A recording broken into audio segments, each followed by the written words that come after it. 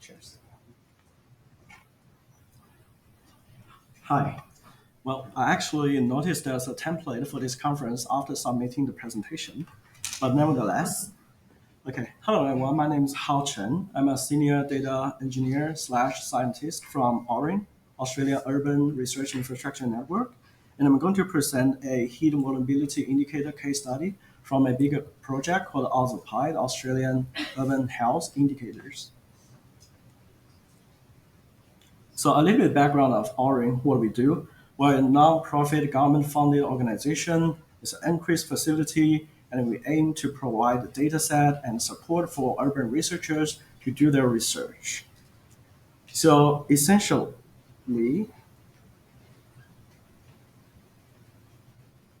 technologies.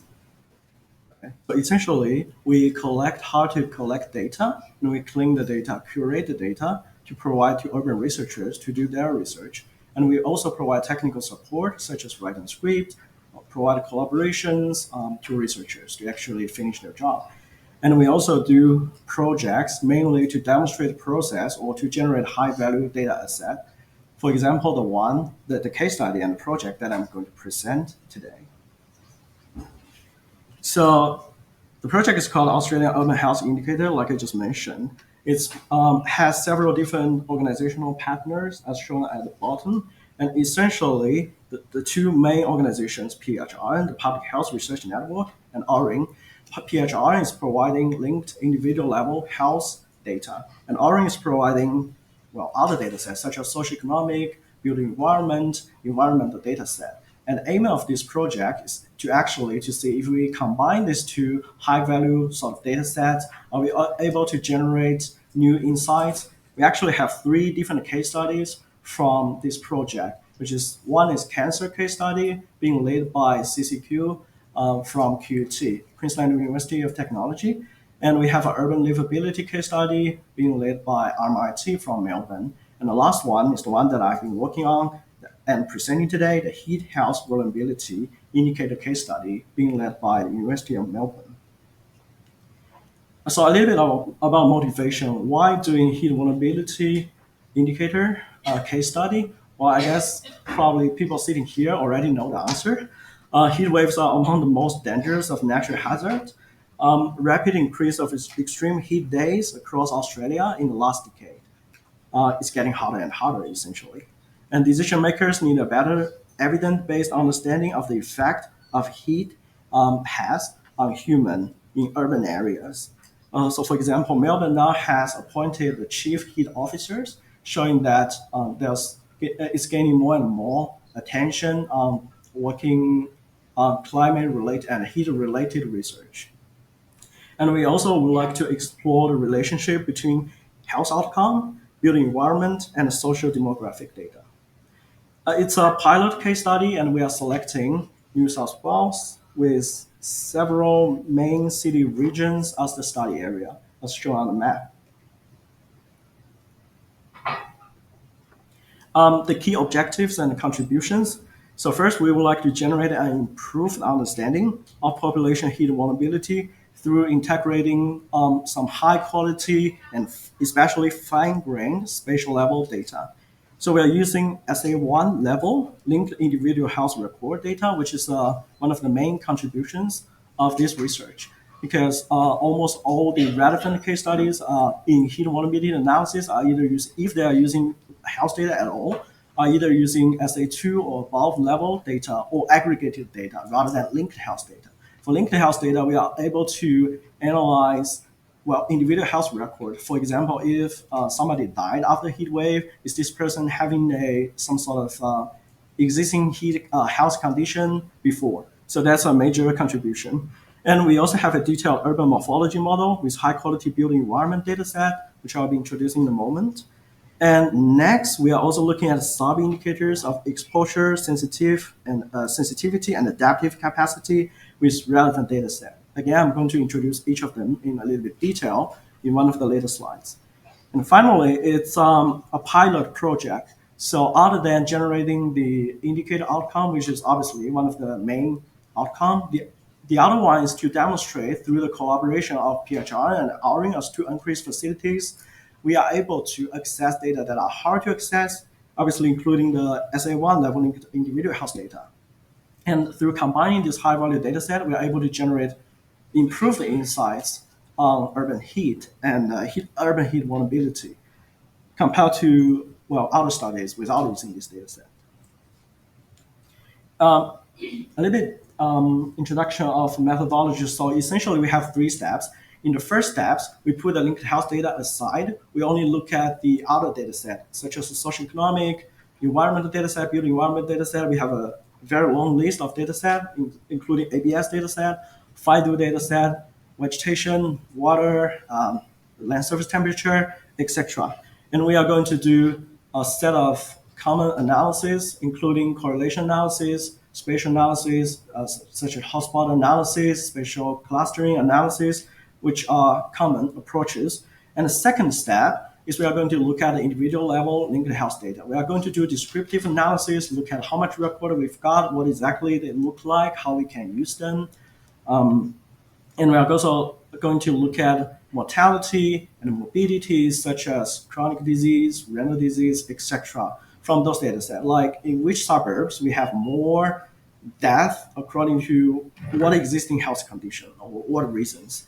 And in the last step, which is more interesting because up to now we haven't actually used the linked health data, we can do what I said just now using aggregated data. So the last step will be linked health data cohort analysis.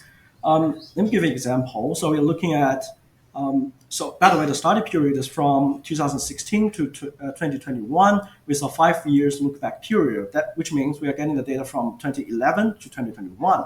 We are going to identify what are the heat wave days, including, well, mild heat wave and more severe heat wave. We are going to look at, for example, how many people are presented to emergency department or how many people died after the heat wave in each SA1 area. And are these people having some existing health conditions? So that's what for the 5 year look back period.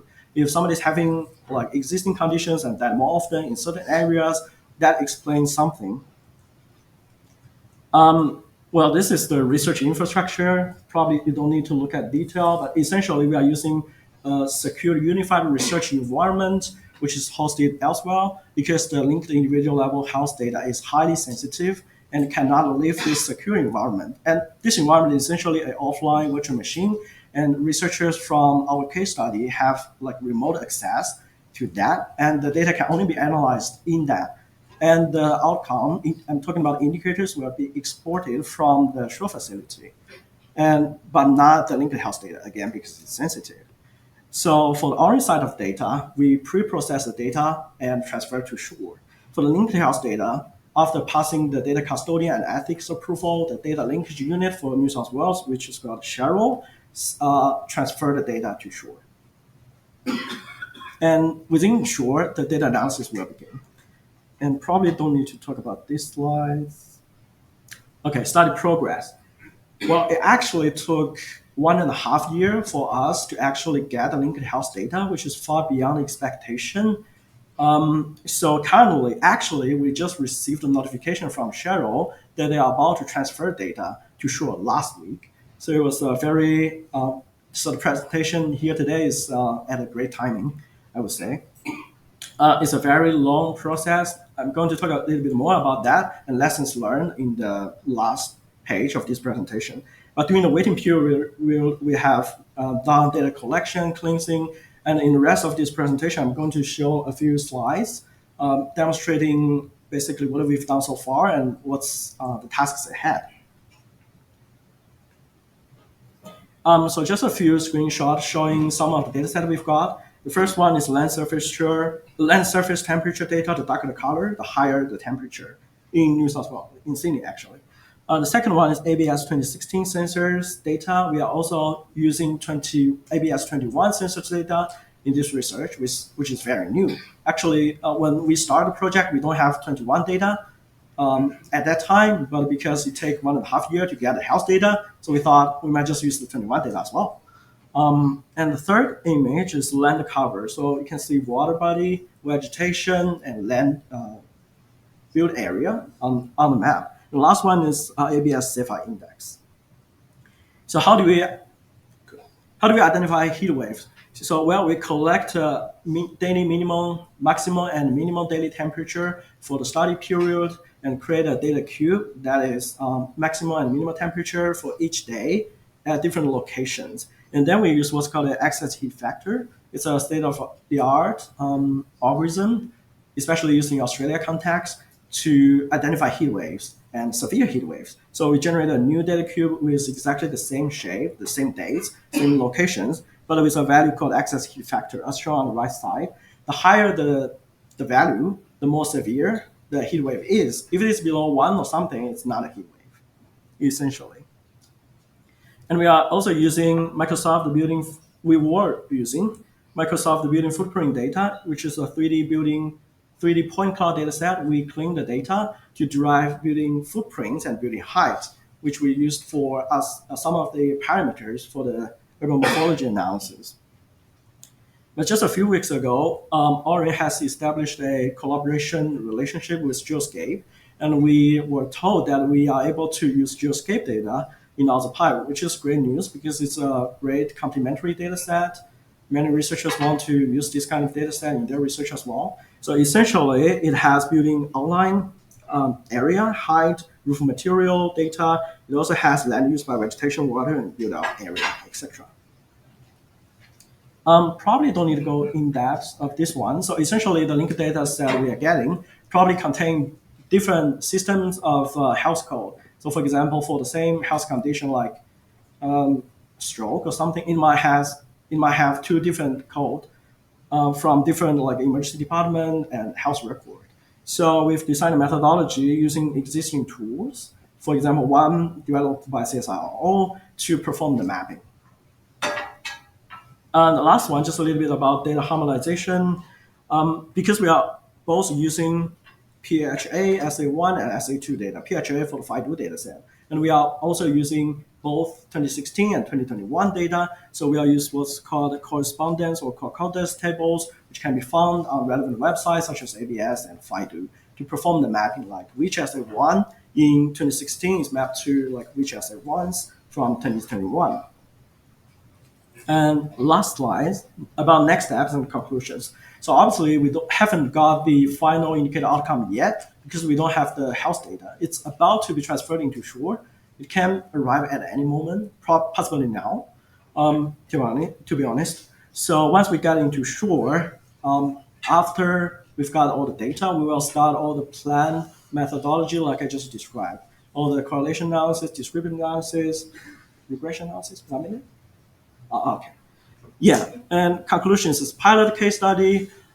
As mentioned, we have demonstrated that through collaboration, we are able to get the data. We hope we can provide stories and experience for future researchers who are willing to like step on the same path and collect this data and hopefully do more interesting analysis. We are a pilot, basically. Thank you. Thank you, Dr. Ra, for your impressive work. So we have room for questions. Yeah. Yes. You can speak loudly.